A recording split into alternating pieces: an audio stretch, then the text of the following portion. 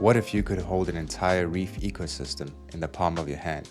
Today, we're gonna try. Let's kick things off with a sleek, tiny tank. Before we can build our tiny ocean, we need to understand its boundaries. So let's measure this tiny box, every edge, every corner, and tape its shape onto the table. It might not look like much, it's just a rectangle, but to us, it's a beginning. A frame for creativity, a space where imagination becomes structure, and a reminder that even the smallest outline can hold an entire world. As I tape off this table, I realize that reefers will tape anything except for their wallets shut. You know, every time I build a tank like this, I'm reminded of the first thing I ever tried to build. A treehouse. Well, treehouse is a dangerous word. It was more like a wobbly pile of wood nailed to a confused tree that definitely didn't agree with the project.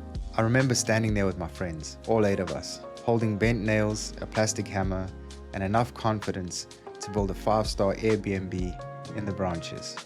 And let me tell you, that thing had zero structural integrity. When the wind blew, the whole structure shook like it was trying to communicate with me in Morse code. But the best part, we still climbed it.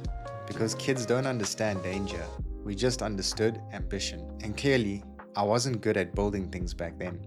Maybe that's why as an adult, I have this weird need to prove to my older self that I can create something stable, something that actually holds together, something that doesn't collapse because someone sneezed near it. So here I am, measuring tape on the table, shaping rocks like I'm some reef architect, trying to redeem myself for the world's most questionable treehouse. And honestly, if this rock structure ends up sturdier than the treehouse, I'm calling it a win for character development.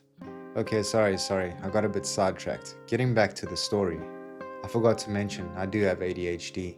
Despite zero skills, we built something. A platform, a wooden wobble, cry for help. I don't know what to call it, but it definitely wasn't safe.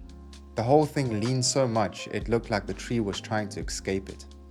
When the wind blew, it moved more than a hammock. Now here's where things get dramatic. Every neighborhood had a John. Decided he wanted to be the first one to climb my masterpiece. This boy climbed halfway up the ladder, puts one foot on the platform, and the whole thing starts shaking like an audition from a disaster movie. Before any of us could react, there was a crack. Not the treehouse, it was John's arm. Suddenly we went from construction workers to panicking children trying to explain to our parents why their son's arm now bends in directions it shouldn't. Our parents rushed him to the hospital, and just like that, our dreams of having the coolest treehouse became a traumatic, wobbly crime scene taped off by angry moms. So yeah, that treehouse didn't survive. But here's the funny thing. I think that disaster planted the seed for every tank I've built since. Because unlike that treehouse, this rock structure isn't going to collapse when someone named John climbs near it. This time, the foundation is solid, the plan is real, and the only thing falling apart around here is my budget. The tiny tank is complete, rock solid. And unlike my childhood treehouse, this one actually stays up. Thanks to all the guys that stayed through to the end, you guys rock. Cheers, guys.